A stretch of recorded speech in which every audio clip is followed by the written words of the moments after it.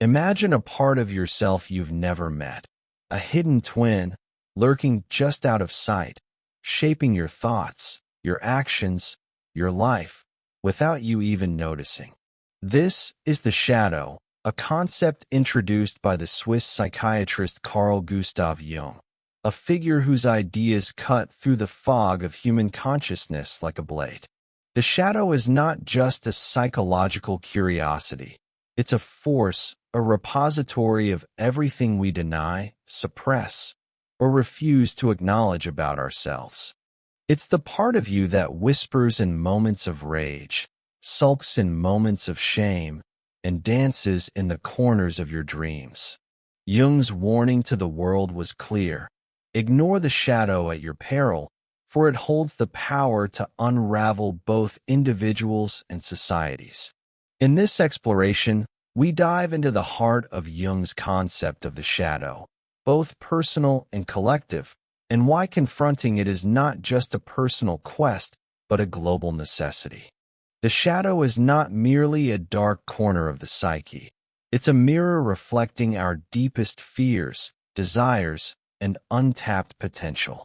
To ignore it is to risk becoming its puppet, pulled by invisible strings into actions we can't explain. To face it is to embark on a journey of transformation, one that Jung called individuation, the path to becoming whole. This is not a passive process, but a battle, a negotiation with the parts of ourselves we'd rather forget. And beyond the personal, the shadow stretches into the collective, where it fuels wars, oppression, and the denial of humanity's darkest deeds. This is the first of 6 parts, each peeling back another layer of this profound concept. Let's begin with the personal shadow, what it is, why it matters, and how it shapes who we are. Jung described the shadow as the thing a person has no wish to be. It's the sum of all those qualities we push into the basement of our psyche, traits we deem weak, shameful, or socially unacceptable. Picture a man who prides himself on his kindness but erupts in anger when provoked. That anger, often dismissed as not really me, is his shadow. Or consider a woman who sees herself as timid but secretly envies those who speak boldly. That suppressed desire for assertiveness? That's her shadow too. The shadow is not just the bad parts of us. It's everything we've exiled from our conscious identity, whether out of fear, shame, or societal pressure. What makes the shadow so fascinating and dangerous is its invisibility. It's not a villain twirling a mustache. It's a quiet saboteur, slipping into our behavior when we're least aware. Under stress, in moments of anxiety, or after a few drinks, the shadow might surface.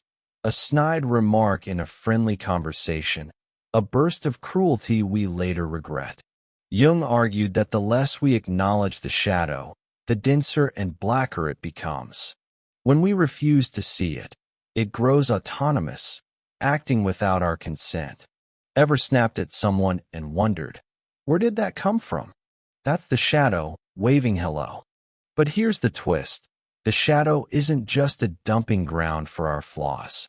It's also a treasure chest. Jung noted that the shadow holds normal instincts, appropriate reactions, realistic insights, creative impulses. These are the qualities we've buried because they didn't fit our self-image or society's expectations. Take the timid woman from earlier. Her shadow might hold the confidence to speak her mind, a strength she's convinced herself is rude or aggressive. By rejecting that part of herself, she limits her potential, perhaps missing promotions, struggling to assert her needs, or feeling resentment toward those who seem effortlessly bold. The shadow, then, is both a burden and a gift, a paradox that defines the human experience. To understand the shadow, think of the psyche as a house.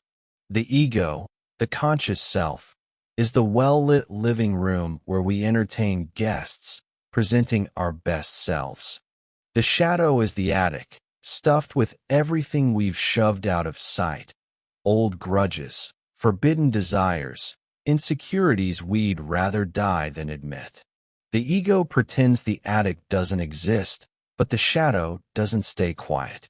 It leaks through the cracks, through dreams, emotional outbursts, or projections onto others. Projection is the shadow's favorite trick.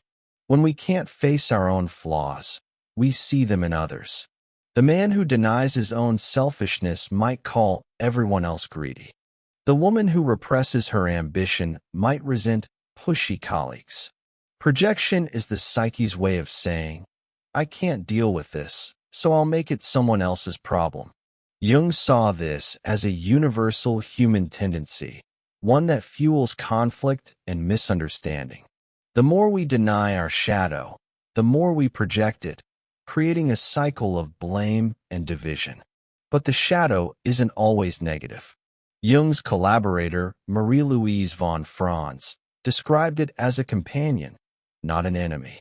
The shadow is not necessarily always an opponent, she wrote. He is exactly like any human being with whom one has to get along. Sometimes, the shadow demands we stand up to it. Other times, it asks for understanding or even love. Ignoring it makes it hostile, but engaging with it can unlock creativity, courage, and authenticity. The shadow is a partner in the dance of self-discovery, and learning its steps is what Jung called shadow work. Shadow work is the process of confronting and integrating the shadow, a task Jung likened to the labors of Hercules. It's not for the faint of heart. It requires radical honesty, a willingness to look at the parts of ourselves we've spent a lifetime avoiding. This isn't about waging war on our darkness, but bringing it into the light. As Jung put it, there is no light without shadow and no psychic wholeness without imperfection. The goal isn't perfection, but wholeness, a balance between the conscious and unconscious parts of the psyche. So how do we do shadow work? It starts with observation. Pay attention to your emotional reactions. That flash of envy when a friend succeeds? That's a clue. The irritation you feel towards someone's arrogance? Another hint. These reactions are like footprints leading to the shadow's hiding place. Jung also pointed to dreams as a key access point. In dreams, the shadow often appears as a figure of the same sex as the dreamer, a critic, a rival, or a mysterious stranger. These dream figures hold up a mirror, showing us what we've refused to see. The next step is integration, which means accepting the shadow as part of you. This doesn't mean acting on every impulse. Releasing your inner rage monster isn't the point. Instead, it's about acknowledging those impulses without judgment. The man who admits his anger exists can choose how to express it constructively. The woman who recognizes her buried ambition can start taking steps to assert herself. Integration is about reclaiming the energy trapped in the shadow, turning it into a source of strength. Why go through this grueling process? Because the shadow doesn't just affect you, it ripples outward. Unacknowledged, it drives conflict in relationships, fuels resentment, and distorts how we see the world. A person who denies their own greed might hoard resources while blaming others for scarcity. A society that ignores its collective shadow, more on that later, repeats its darkest mistakes, from wars to oppression. Jung's warning was stark. The shadow, left unchecked, can possess us, turning us into strangers to ourselves. But there's hope in this darkness. By facing the shadow, we unlock its hidden gifts. The timid woman who embraces her assertiveness might find her voice, transforming her career and relationships. The man who owns his anger might channel it into passion or advocacy. Shadow work isn't just about fixing what's broken. It's about discovering what's possible. It's a journey toward authenticity, where we align our ego with the deeper self, the totality of who we are. The bridge to the collective, a glimpse ahead. This personal work isn't just about you. Jung believed the personal shadow is the bridge to the collective shadow, the dark underbelly of society. When individuals refuse to face their shadows, they become susceptible to collective darkness, like the mass hysteria of Nazi Germany, where ordinary people committed atrocities under the guise of ideology. By confronting our personal shadows, we build the awareness needed to resist these larger forces. In the next part, we'll explore the collective shadow in depth, how it manifests in wars, oppression, and cultural denial, and why facing it is humanity's greatest challenge. The shadow is not a monster to slay, but a part of us to understand. It's the key to unlocking our potential and breaking free from the cycles of denial and projection that plague both individuals and societies. Jung's warning is as urgent today as it was in his time. To ignore the shadow is to court disaster, but to face it is to find wholeness. This is just the beginning.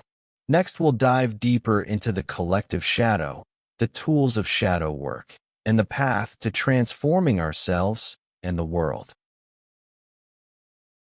If the personal shadow is the unseen twin lurking within each of us, the collective shadow is the monstrous undercurrent that flows beneath society itself. Carl Jung, with his piercing insight into the human psyche, didn't just warn us about our individual blind spots. He sounded an alarm about the darkness that binds us as a species. The collective shadow is the sum of everything a society denies, represses, or refuses to acknowledge. The violence, greed, and prejudice that lurk behind our shared values. It's the unspoken agreement to ignore inconvenient truths, the silent complicity in atrocities, and the myths we tell ourselves to sleep better at night. Picture a society that prides itself on justice but turns a blind eye to systemic inequality, or a culture that celebrates freedom while quietly endorsing oppression. These contradictions are the collective shadow at work, a force that doesn't just exist in the abstract but shapes history, fuels conflict, and perpetuates suffering. Jung believed that just as the personal shadow can possess an individual, the collective shadow can grip entire nations, driving them into madness. From the horrors of Nazi Germany to the silent scars of colonialism, the collective shadow is the engine of humanity's darkest moments. But, like its personal counterpart, it also holds the potential for transformation, if we dare to face it. The collective shadow is the dark side of our shared identity. It's the repository of everything a society deems unacceptable but cannot escape. The hatred, fear, and shame that simmer beneath the surface of our collective values.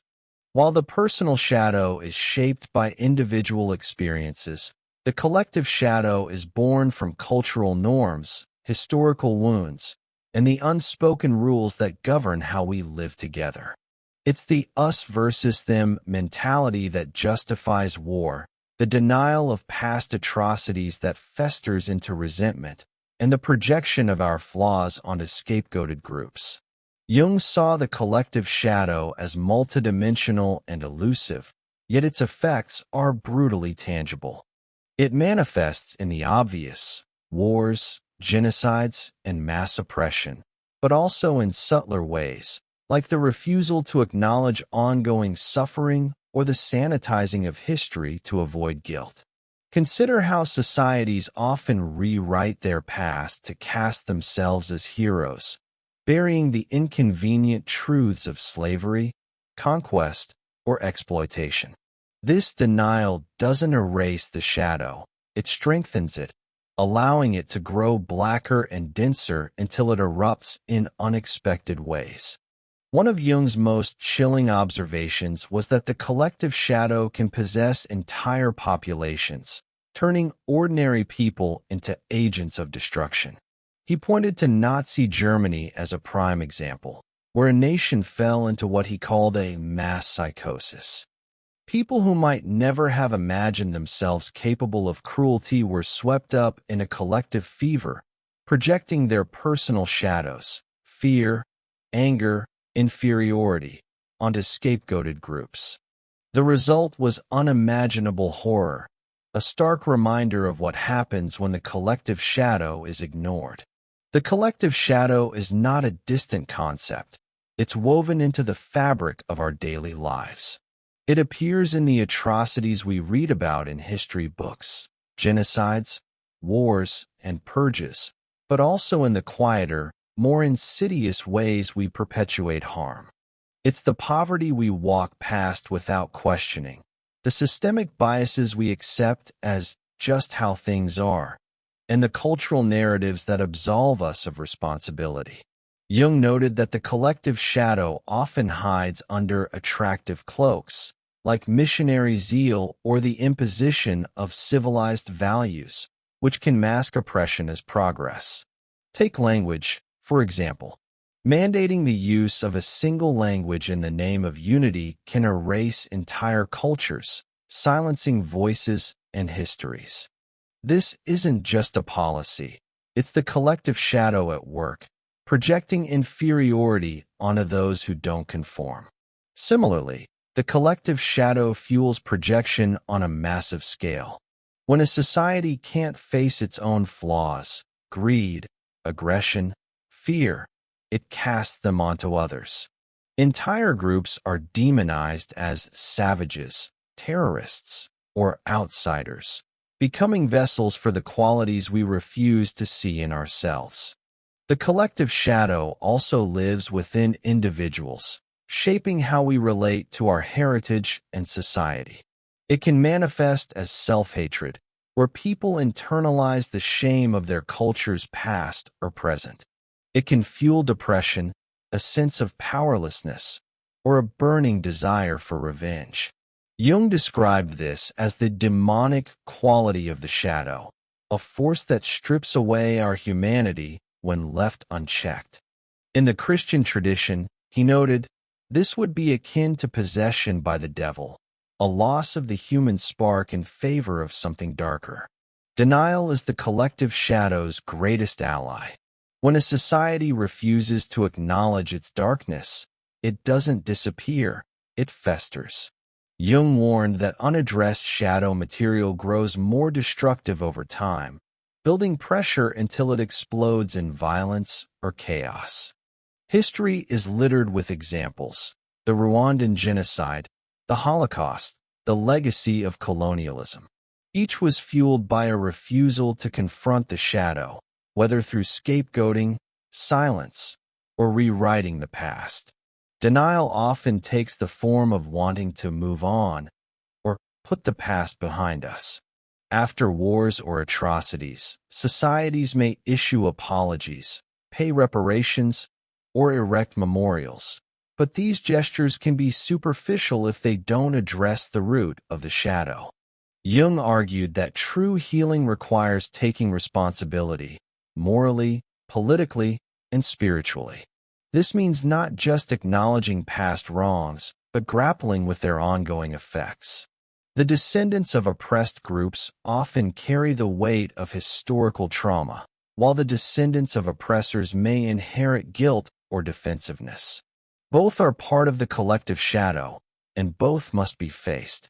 The danger of denial is that it perpetuates cycles of harm. When we refuse to see the shadow, we allow it to shape our present and future. Unaddressed, it leads to what Jung called evil, not a supernatural force, but a very human one, born from ignorance and projection. The collective shadow thrives in the gaps between what we say we value and what we actually do. It's the hypocrisy of preaching equality while tolerating discrimination, or championing peace while profiting from war. Here's where the personal and collective shadows intertwine. Jung believed that the personal shadow is the gateway to the collective. If we don't confront our individual darkness, our anger, shame, or hidden desires, we become vulnerable to the collective shadow's pull. In moments of societal upheaval, like the rise of extremist ideologies, people project their personal shadows onto the collective stage, amplifying division and destruction. Nazi Germany, again, is a stark example. Ordinary individuals, consumed by their unacknowledged fears and resentments, became complicit in a collective nightmare. This connection is why shadow work is not just a personal endeavor, but a societal one. By facing our own shadows, we build the awareness needed to resist collective madness. A person who has wrestled with their own capacity for cruelty is less likely to be swept up in mob mentality. Someone who has acknowledged their greed is less likely to scapegoat others for societal inequalities. The work of individuation, integrating the personal shadow, creates a ripple effect, strengthening our ability to confront the collective shadow. So, how do we confront something as vast and elusive as the collective shadow? Jung's answer was radical. It starts with self-knowledge. The individual must know relentlessly how much good he can do and what crimes he is capable of, he wrote. This means recognizing our own potential for both creation and destruction. It's a humbling process, one that strips away the illusions of moral superiority and forces us to see ourselves as part of humanity's flawed tapestry.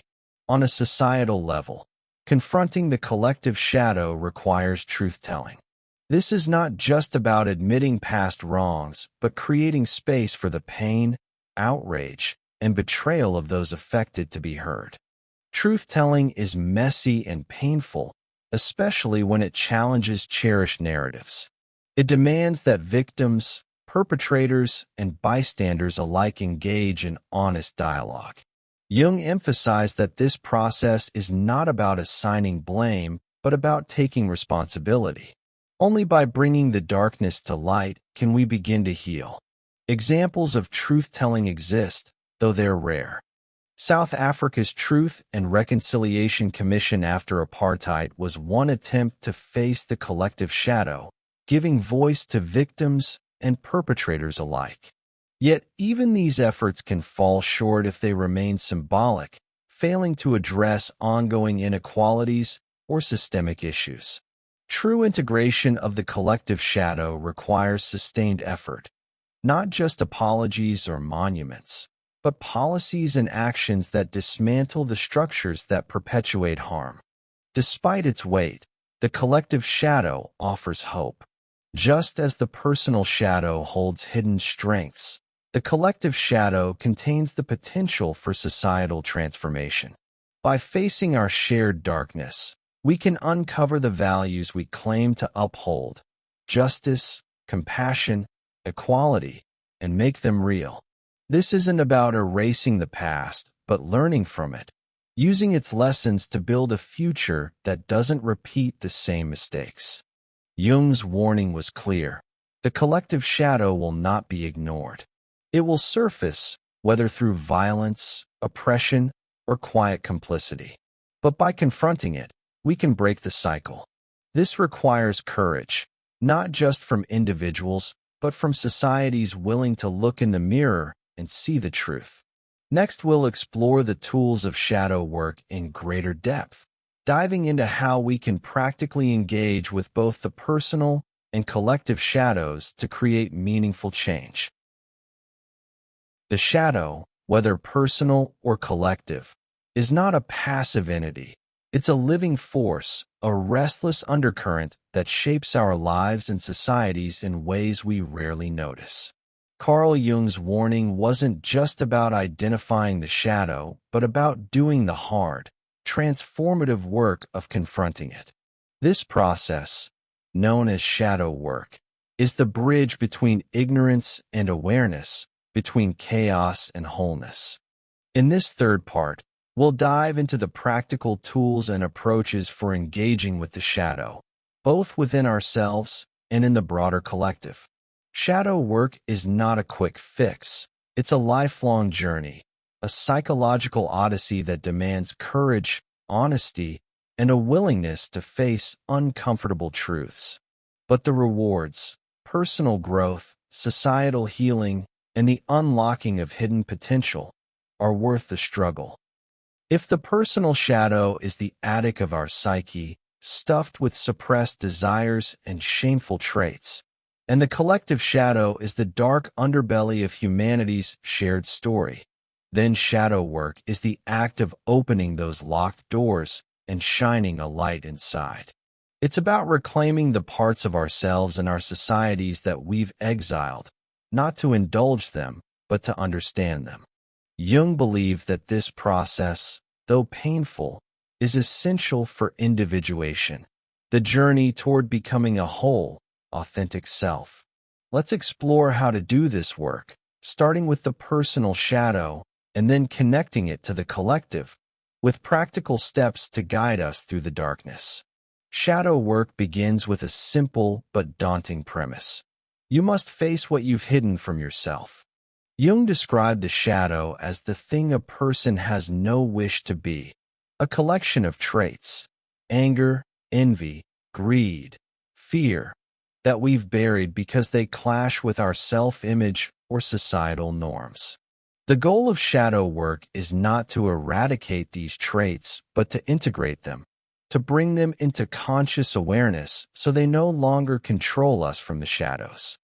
This requires a mindset shift. Instead of seeing the shadow as an enemy, we must approach it as a misunderstood part of ourselves, a piece of the puzzle that completes who we are. The first step is radical honesty. This means admitting that the shadow exists and that it's not something out there, but within you. It's the irritation you feel when someone cuts you off in traffic, the jealousy that flares when a colleague gets praised, the shame you bury when you fail to meet your own expectations. These emotions are not random. They're signals pointing to parts of your shadow that want to be seen. Jung emphasized that the shadow becomes dangerous when it's ignored, growing autonomous, and slipping into our behavior in destructive ways. By acknowledging it, we take the first step toward control. But acknowledgement alone isn't enough.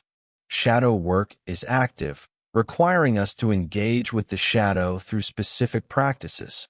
These practices are not one-size-fits-all. They're deeply personal, shaped by your unique experiences and psyche.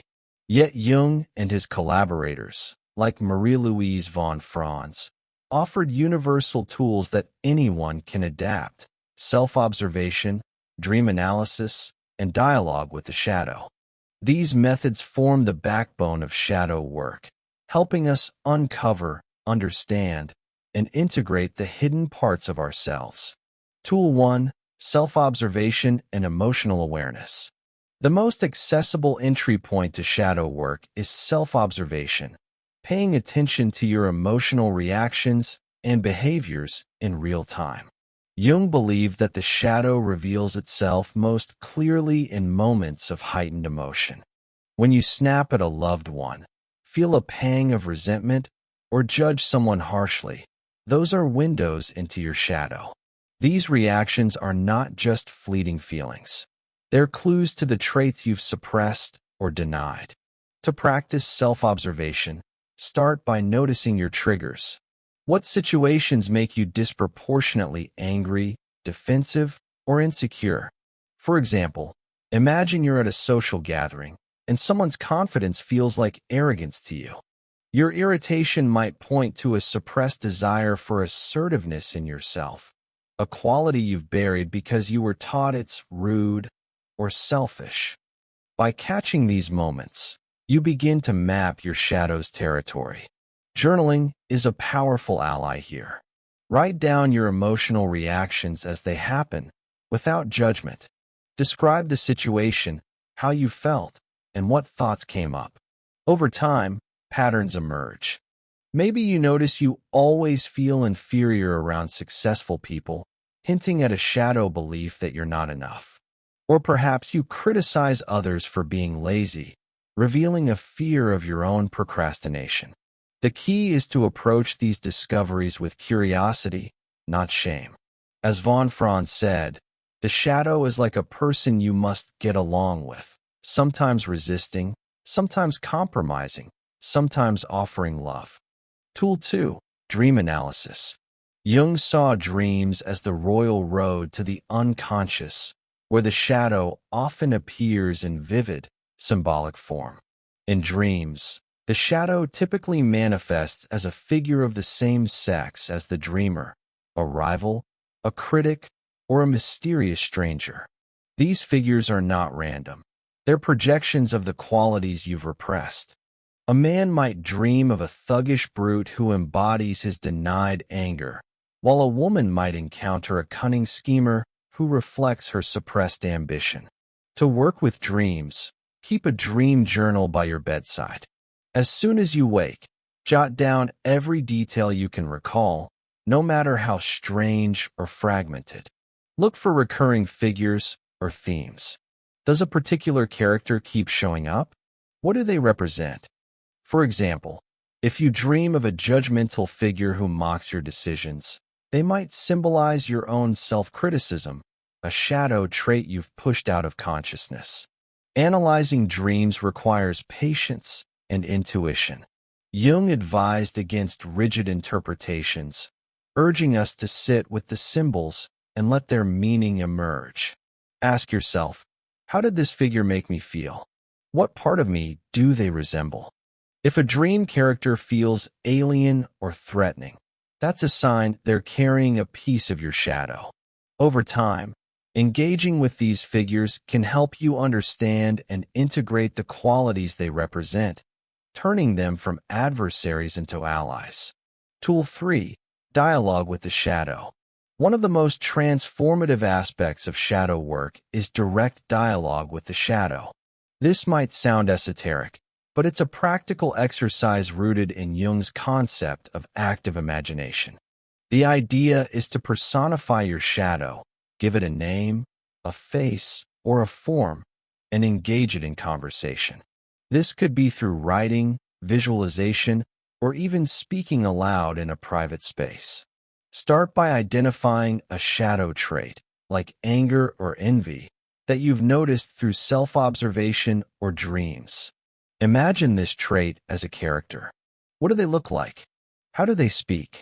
Then ask them questions. Why are you here? What do you want? What are you protecting me from? The answers might surprise you. For example, your anger might reveal it's protecting you from feeling powerless, or your envy might confess it's a longing for recognition you've never allowed yourself to pursue. This dialogue isn't about defeating the shadow, but understanding it. Jung emphasized that the shadow is not an enemy, but a part of you that's been neglected. By listening to it, you begin to integrate its energy. For instance, someone who dialogues with their suppressed ambition might realize it's not about becoming ruthless, but about honoring their desire to create and achieve. This process can unlock creativity, confidence, and authenticity, turning the shadow's raw power into a source of strength. Shadow work doesn't stop at the individual level. It's the foundation for confronting the collective shadow. Jung believed that the personal shadow is the bridge to the collective, the entry point through which we become aware of society's hidden darkness. When we ignore our personal shadows, we're more likely to project them onto others, fueling division and conflict. A person who denies their own prejudice, for example, might scapegoat entire groups, contributing to the collective shadow's power. By doing shadow work, we develop the self-awareness needed to resist collective madness. Jung pointed to historical examples like Nazi Germany, where unacknowledged personal shadows, fear, resentment, inferiority, merged with the collective shadow, leading to catastrophic consequences. In contrast, individuals who have faced their shadows are less likely to be swept up in mob mentality or ideological extremism.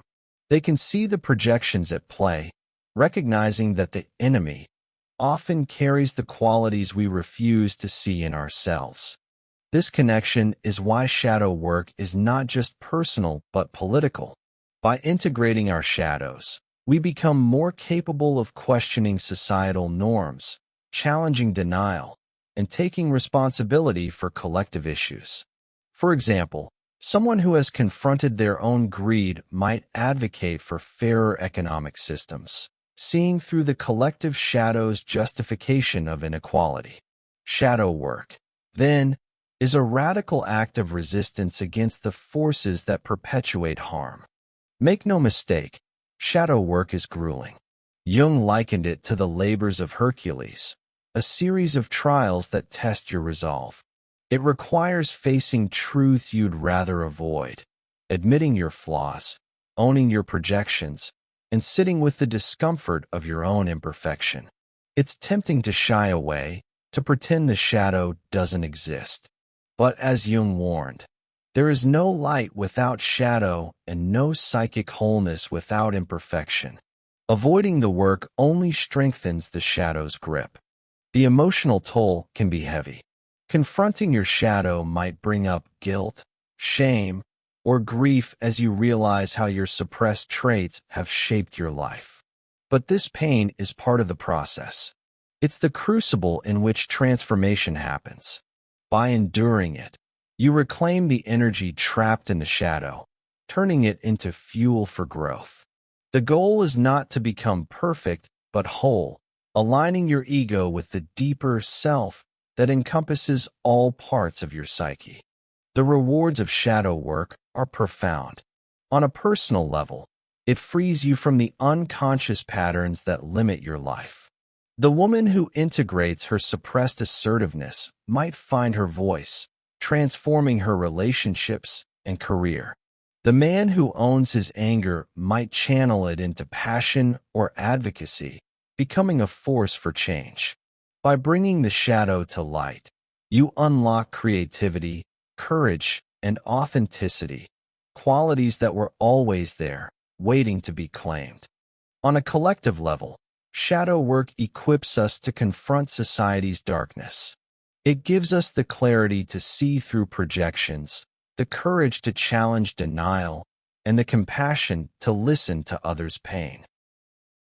If the personal shadow is the hidden twin within us, and shadow work is the courageous act of facing it, the collective shadow is the shared darkness that binds humanity, and confronting it is our greatest challenge. Carl Jung's warning wasn't just about individual transformation.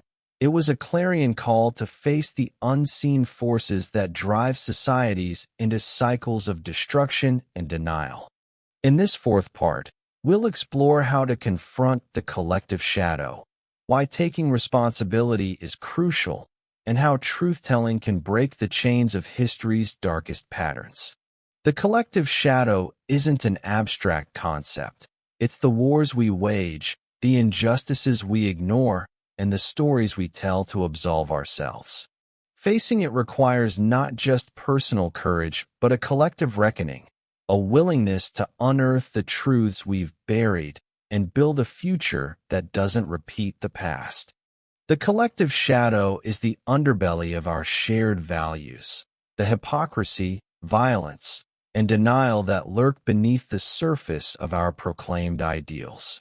It's the genocide we call progress, the oppression we mask as order, and the suffering we dismiss as someone else's problem. Jung believed that just as the personal shadow grows denser when ignored, the collective shadow festers when societies refuse to acknowledge their flaws. But there's hope. By facing this darkness, we can transform it, turning the pain of the past into the foundation for a more honest, compassionate world. This part will delve into the practical steps for confronting the collective shadow, drawing on historical examples and Jung's insights to chart a path forward. The collective shadow is the sum of everything a society represses or denies about itself. It's the gap between what we say we are, peaceful, just, humane, and what we do, wage wars, perpetuate inequality, erase cultures. Jung saw it as a multidimensional force, often invisible yet devastatingly real.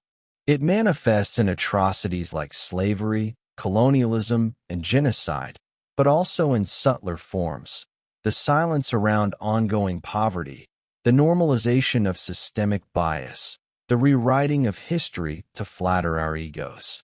It's the us versus them mentality that fuels division, the projection of our flaws onto scapegoated groups, and the refusal to take responsibility for our shared past. Consider the legacy of colonialism. Many nations built their wealth on the exploitation of others, yet their histories often frame this as a noble quest to civilize the world. The collective shadow hides in this narrative, burying the truth of stolen lands, erased cultures, and human suffering. Or think of modern examples. The way societies ignore the plight of marginalized groups while claiming to champion equality. This denial doesn't erase the shadow, it strengthens it, creating a pressure cooker that can explode in violence or unrest. Jung warned that the collective shadow can possess entire populations, turning ordinary people into agents of destruction. He pointed to Nazi Germany as a chilling example, where fear, resentment, and unacknowledged inferiority fueled a mass psychosis that led to unimaginable horrors. But the collective shadow isn't limited to such extremes. It's in the everyday, the politician who stokes division for votes, the community that turns away from its homeless, the culture that celebrates progress while ignoring its costs. The collective shadow thrives in denial, and its power grows when we refuse to see it. Denial is the collective shadow's lifeblood. When a society refuses to face its darkness, it doesn't vanish. It festers, growing blacker and denser until it erupts. Jung noted that denial often takes the form of wanting to move on from painful histories. After wars, genocides, or systemic injustices, societies may issue apologies or erect memorials. But these gestures can be superficial if they don't address the root issues. The collective shadow persists in the ongoing effects of past wrongs, generational trauma, economic disparity, cultural erasure. Ignoring these realities only deepens the shadow's hold. Projection is another key mechanism. Just as individuals project their personal shadows onto others, societies project their collective shadows onto scapegoated groups. Entire communities are labeled as threats or inferiors, becoming vessels for the qualities a society refuses to see in itself.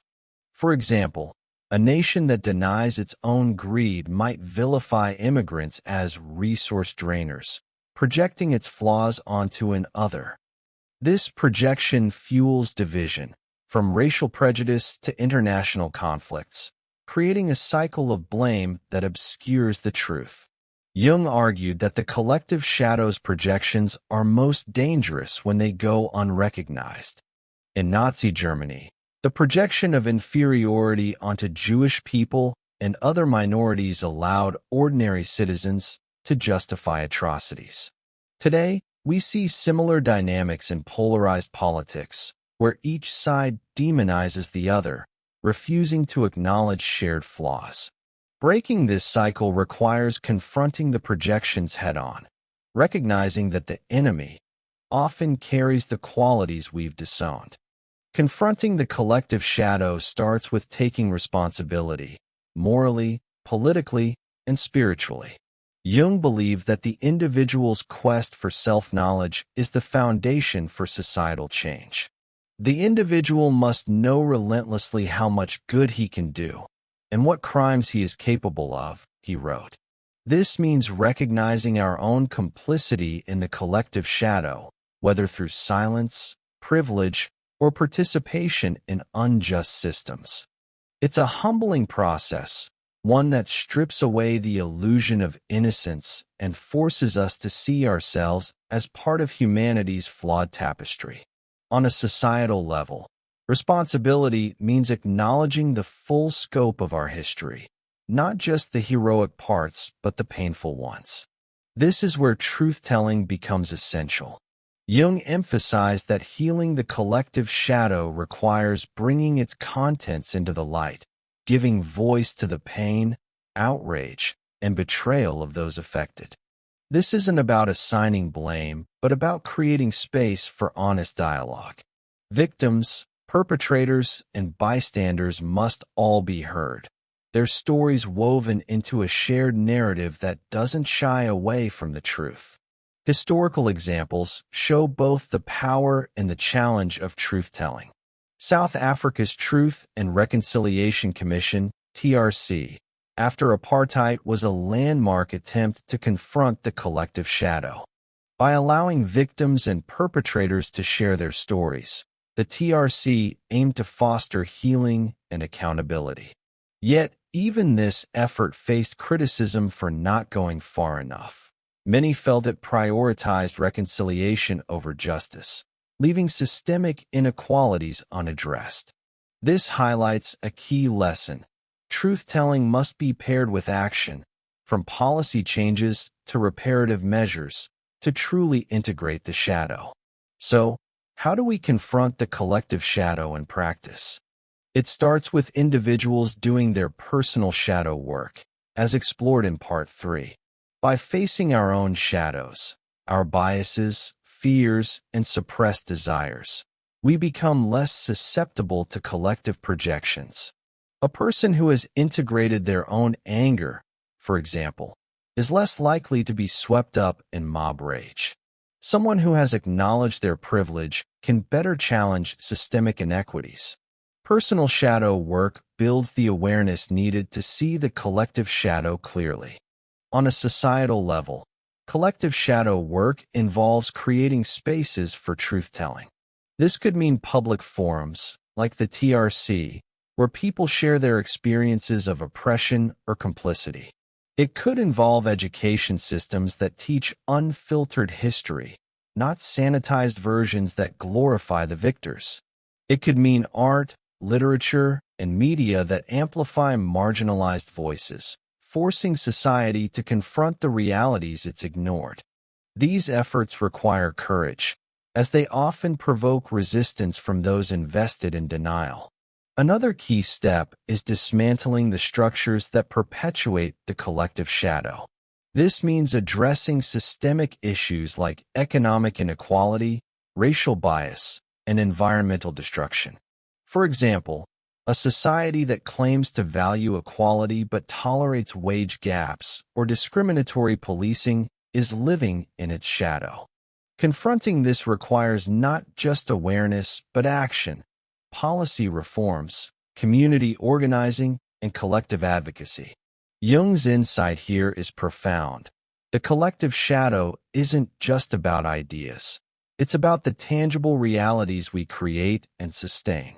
Storytelling is a powerful tool for confronting the collective shadow. Jung believed that myths and narratives shape a society's psyche, often hiding the shadow in plain sight. By rewriting these stories to include the suppressed truths, we can begin to integrate the shadow. This might mean memorializing forgotten histories, like the contributions of enslaved people to a nation's wealth, or amplifying indigenous voices erased by colonial narratives. It's about remembering what's been forgotten, speaking what's been silenced. Memorials and rituals can also play a role, but they must go beyond symbolism. A statue or apology is meaningless if it doesn't lead to change. Jung warned that superficial gestures can reinforce denial, allowing the shadow to grow. True remembrance involves grappling with the ongoing effects of past wrongs, how they shape wealth, power, and opportunity today. This might mean reparations, land restitution, or policies that address generational trauma. It's a slow, painful process, but it's the only way to break the cycle. The collective shadow is daunting, but it's not invincible. Just as personal shadow work unlocks hidden strengths, confronting the collective shadow can transform societies. By facing our shared darkness, we can rediscover the values we claim to hold: justice, compassion, equality, and make them real. This isn't about erasing the past, but learning from it, using its lessons to build a future that doesn't repeat the same mistakes. Jung's warning was clear. The collective shadow will surface, whether through violence, oppression, or quiet complicity. But by taking responsibility, we can turn its destructive energy into a force for healing. This requires individuals and societies to be brave enough to look in the mirror, to see the truth, and to act on it. Next, we'll explore real-world examples of societies grappling with their collective shadows, from historical reckonings to modern movements, and what they teach us about the path forward. One of the most stark examples of the collective shadow is Nazi Germany, a period Jung himself witnessed and analyzed. In the 1930s and 1940s, Germany fell into what Jung called a mass psychosis, where unacknowledged personal shadows, fear, resentment, feelings of inferiority, merged with a collective narrative of superiority and scapegoating. The Jewish people, along with other minorities, became the projection screen for Germany's suppressed flaws, blamed for economic woes and societal unrest. Ordinary citizens, caught in this collective fever, committed or enabled atrocities they might never have imagined under normal circumstances. This wasn't just a failure of individuals, but of a society that refused to face its shadow. The collective denial of Germany's post-World War I humiliation, economic desperation, and cultural insecurities created a fertile ground for projection. The Nazi ideology, with its promise of restoring pride and order, was the shadow's seductive cloak, masking its destructive core. Jung's insight here is chilling. When the personal shadow goes unaddressed, it becomes a bridge to the collective shadow, amplifying individual flaws into societal catastrophes. The lesson? Societies that ignore their darkness risk being consumed by it. Another historical example is the legacy of colonialism, which continues to cast a long shadow over the modern world. European powers, in their quest for wealth and dominance, exploited entire continents, enslaving millions and erasing cultures under the guise of civilizing missions. The collective shadow here was the denial of this violence, reframed as progress or divine will. Even today, many former colonial powers struggle to fully acknowledge the depth of this harm, from stolen lands to generational trauma. The silence around these truths, whether in history books or public discourse, strengthens the collective shadow, perpetuating inequalities and resentments that ripple across generations. The collective shadow isn't confined to history. It's alive in the present, often hiding in plain sight. Consider the global issue of environmental destruction. Many societies pride themselves on valuing progress and innovation, yet continue to exploit natural resources at an unsustainable rate. The collective shadow manifests in the denial of this contradiction, celebrating green initiatives while ignoring the ongoing devastation of ecosystems. This denial isn't just about policy. It's about a collective refusal to take responsibility for the consequences of our way of life, projecting the blame onto corporations, governments, or other nations. Political polarization is another modern example. In many countries, divisions have deepened into tribalism, with each side demonizing the other as the source of all problems. This is the collective shadow at work, projecting unacknowledged flaws, greed, fear, hypocrisy onto opponents. Jung's concept of projection is key here. When a society can't face its own shortcomings, it externalizes them, creating an us versus them dynamic that fuels conflict. Social media amplifies this, turning nuanced issues into battlegrounds where each side sees the other as the embodiment of evil. The result is a fractured society, unable to address shared challenges like inequality, or climate change. Systemic racism is another manifestation of the collective shadow. Many societies claim to value equality, yet perpetuate structures that disadvantage certain groups. The denial of this reality, through phrases like "we're past racism" or "everyone has equal opportunities," is the shadow's cloak, hiding the truth of ongoing disparities in wealth, education, and justice. Jung would argue that this denial strengthens the shadow, allowing it to fester in policies, attitudes, and unconscious biases. Confronting it requires acknowledging not just historical wrongs, but their present-day effects, a process many societies resist. Some societies have tried to confront their collective shadows, with varying degrees of success. South Africa's Truth and Reconciliation Commission, TRC, after apartheid is a notable example. Established in 1995, the TRC aimed to address the collective shadow of apartheid by giving victims and perpetrators a platform to share their stories. The goal was not just punishment, but healing, creating a shared narrative that acknowledged the pain and complicity of the past. The TRC was groundbreaking, yet it faced challenges. Some criticized it for prioritizing reconciliation over justice, leaving systemic inequalities intact. This teaches us that confronting the collective shadow requires more than symbolic gestures. It demands structural change. Another example is Germany's post-World War II reckoning with its Nazi past, known as Vergangenheitsbewältigung, coming to terms with the past.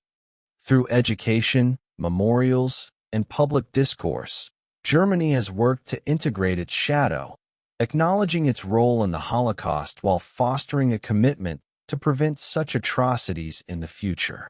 This process hasn't been perfect. Neo-Nazism persists, and debates about historical responsibility continue. But it shows the power of sustained truth-telling and education in confronting the collective shadow. In contrast, many societies struggle to face their shadows. The United States, for example, grapples with the legacy of slavery and racial injustice. While movements like Black Lives Matter have pushed for acknowledgement and change, resistance to these efforts, through denial of systemic racism or calls to move on, reveals the collective shadow's grip. Jung would argue that this resistance stems from a fear of facing uncomfortable truths, a refusal to integrate the shadow into the national psyche. The lesson here is that half measures, like apologies without action, only deepen the shadow's hold. Jung's insight that the personal shadow is the bridge to the collective is crucial here. Individuals who ignore their own shadows, prejudices, fears, or suppressed desires are more likely to contribute to collective darkness. For example, someone who denies their own bias might support policies that perpetuate inequality, projecting their flaws onto marginalized groups. In contrast, those who do personal shadow work, through self-observation, dream analysis, or dialogue with their shadow, develop the awareness to resist collective projections. They can see through the us versus them narratives and challenge the denial that fuels the collective shadow. This connection underscores why personal shadow work is a political act. By confronting our own darkness, we become less susceptible to mob mentality, propaganda, or scapegoating. A person who has integrated their anger, for instance, is less likely to be swept up in a riot. Someone who acknowledges their privilege can better advocate for systemic change. Personal shadow work creates a ripple effect, fostering individuals who are equipped to confront the collective shadow with clarity and compassion. Confronting the collective shadow requires action on multiple levels. First, societies must prioritize truth-telling, creating spaces where suppressed voices can be heard. This could mean public forums, like the TRC, or amplifying marginalized perspectives through art, media, and education. For example, teaching unfiltered history. Acknowledging both the triumphs and atrocities helps societies integrate their shadows, fostering a shared understanding of the past. Second, structural change is essential. Acknowledging the collective shadow means nothing if it doesn't lead to action. This could involve policy reforms to address inequality, reparative measures like land restitution, or environmental protections to counter decades of neglect. Jung's insight here is that the shadow isn't just psychological. It's embedded in the systems we create. Dismantling these systems requires collective will, from grassroots activism to institutional reform. Third, individuals must take responsibility for their role in the collective shadow. This means examining how our actions or inactions perpetuate harm. Do we stay silent in the face of injustice? Do we benefit from systems that oppress others? Personal shadow work equips us to answer these questions honestly, fostering a sense of moral accountability that drives societal change. The collective shadow is daunting, but it's not insurmountable. Just as personal shadow work unlocks hidden strengths, confronting the collective shadow can transform societies. By facing our shared darkness, we can align our actions with our values, creating a world that reflects justice and compassion. This isn't about erasing the past, but learning from it, using its lessons to build a future that doesn't repeat the same mistakes. Jung's warning remains urgent. The collective shadow will surface, whether through violence, oppression, or denial. But by confronting it, through truth-telling, responsibility, and action, we can break the cycle. In the final part, we'll synthesize these insights, exploring how personal and collective shadow work can lead to a new vision for humanity, one rooted in authenticity, wholeness, and hope. Jung's genius lay in his recognition that the personal and collective shadows are inseparable. The personal shadow, those traits we hide from ourselves, like anger, envy, or buried ambition, is the gateway to the collective shadow, the dark undercurrent of society's values and history. When individuals ignore their shadows, they become vulnerable to collective madness, projecting their unacknowledged flaws onto others and fueling division, oppression, and violence. Nazi Germany, as we explored, showed how personal insecurities merged with a collective narrative of superiority, leading to catastrophe. Conversely, individuals who confront their shadows build the awareness needed to resist these collective forces, becoming agents of change. This interconnection is why shadow work is both a personal and political act. By facing our own darkness, through self-observation, dream analysis, or dialogue with the shadow, we develop the clarity to see through societal projections. A person who has integrated their own prejudice, for example, is less likely to scapegoat others or support divisive ideologies. Someone who has reclaimed their suppressed creativity can inspire others to do the same, fostering a culture of authenticity. Personal shadow work creates a ripple effect, transforming not just the individual, but the collective. On a societal level, confronting the collective shadow requires acknowledging the truths we've buried, the atrocities of the past, the inequalities of the present, and the contradictions in our shared values. This is not about guilt or blame, but about responsibility, recognizing our role in perpetuating or challenging the shadow. Jung's warning was clear: the shadow will not be ignored.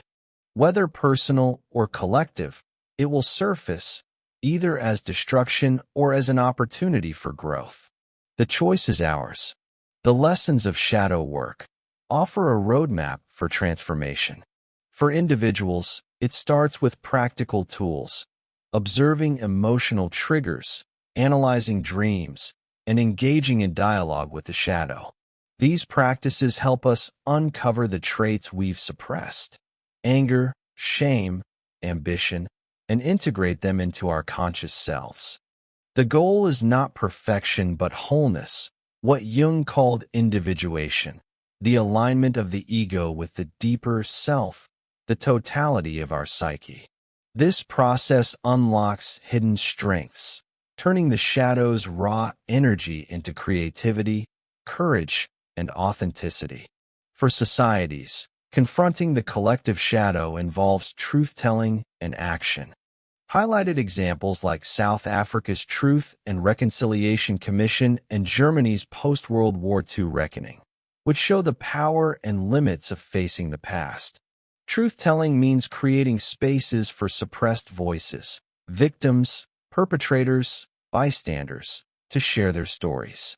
But it must go beyond words to structural change, dismantling systems of inequality, addressing generational trauma, and aligning policies with values like justice and compassion. Jung emphasized that the collective shadow is embedded in the systems we create, from economic disparities to cultural erasure. Healing it requires sustained effort, not just symbolic gestures. The synthesis of these lessons lies in responsibility. Individuals must take responsibility for their shadows, owning their flaws and projections. Societies must take responsibility for their histories, acknowledging the pain they've caused and the systems that perpetuate it. This dual process, personal and collective, is what breaks the cycle of denial and projection. As Jung wrote, "There is no light without shadow and no psychic wholeness without imperfection." Embracing our imperfections, both as individuals and societies, is the key to transformation. The shadow, though daunting, is not a curse, it's a source of potential. Jung believed that within the shadow lie normal instincts, appropriate reactions, realistic insights, creative impulses. For individuals, this means that confronting the shadow can unlock qualities we've buried. The timid person finds their voice. The angry person channels their passion. The envious person discovers their ambition. These are not just personal victories. They enrich our relationships, communities, and societies. On a collective level, facing the shadow can transform humanity's trajectory. By acknowledging our shared darkness, wars, oppression, environmental neglect, we can align our actions with our values. Imagine a world where societies teach unfiltered history, not to shame, but to learn, where policies address inequality, not just in words, but in outcomes, where truth-telling fosters empathy rather than division. This is the hope of shadow work, not a utopia, but a world that learns from its mistakes, where the shadow's destructive energy becomes a force for creation. Jung's concept of individuation applies here too. Just as individuals strive for wholeness, societies can strive for a collective individuation, a balance between their light and shadow. This doesn't mean erasing the past or pretending we're free of flaws. It means embracing the full spectrum of our humanity, using the lessons of the shadow to build a future that doesn't repeat history's horrors. The collective shadow, when faced, becomes a teacher, guiding us toward justice, compassion, and resilience. Shadow work, whether personal or collective, is not a one-time task. It's a lifelong commitment. The personal shadow is slippery, resurfacing in new forms as we grow and face new challenges. The collective shadow is even more elusive, embedded in centuries of history and systems that resist change. Both require courage. The courage to face uncomfortable truths, to sit with pain, to take responsibility for our role in the darkness. The challenges are real. Personal shadow work can bring up guilt, shame, or fear as we confront traits we've spent a lifetime avoiding. Collective shadow work can provoke resistance, from individuals who cling to denial to institutions that profit from the status quo. Yet Jung's message is clear. The pain of facing the shadow is far less than the pain of ignoring it. Denial leads to projection, conflict, and repetition of the past. Confrontation leads to growth, healing, and possibility. This courage is not solitary, it's communal. Individuals doing shadow work inspire others to do the same, creating a culture of authenticity and accountability. Societies that face their shadows, through truth-telling, policy reform, or cultural shifts, set an example for others. The ripple effect of shadow work is exponential. One person's transformation can spark a movement. One society's reckoning can inspire global change. Jung's warning is as urgent today as it was in his time. The personal shadow drives our conflicts, from strained relationships to self-sabotage. The collective shadow fuels our crises, from political division to environmental collapse. But within this darkness lies hope. By facing our shadows, we can reclaim our potential, both as individuals and as a species. The path is clear. Start with yourself, confront your shadow, and extend that awareness to the collective. Begin with small steps. Notice your emotional triggers today. What do they reveal about your shadow? Write down a dream and look for the shadow figure within it. Have a conversation with a part of yourself you've ignored. Then, look outward. Listen to a perspective you've dismissed. Learn about a history you've never explored. Take action to support a cause that addresses the collective shadow. Every step, no matter how small, moves us closer to wholeness. Jung's final lesson is that the shadow is not our enemy, it's our teacher. By embracing it, we learn who we are and who we can become. We learn to live authentically, to build societies that reflect our deepest values, and to break free from the cycles that bind us. The shadow is the darkness that makes the light possible, the imperfection that leads to wholeness. Let's summarize. Carl Jung's warning to the world is a call to courage, a plea to face the shadow in all its forms. The personal shadow challenges us to know ourselves fully, to integrate our flaws, and unlock our potential. The collective shadow demands that we confront our shared history, take responsibility for our present, and build a future that learns from the past. This is not a journey for the faint-hearted, but it's one we cannot avoid. The shadow will surface, whether we choose to face it or not. By choosing to engage, we choose hope, transformation, and a world where the darkness becomes a source of light. If this journey through the shadow has resonated with you, I invite you to take action. Like this video, subscribe to the channel, and share your thoughts in the comments. Have you encountered your shadow? What lessons has it taught you? Your voice is part of the collective, and together, we can shine a light on the darkness. Let's keep the conversation going. Comment, share, and join the journey toward wholeness.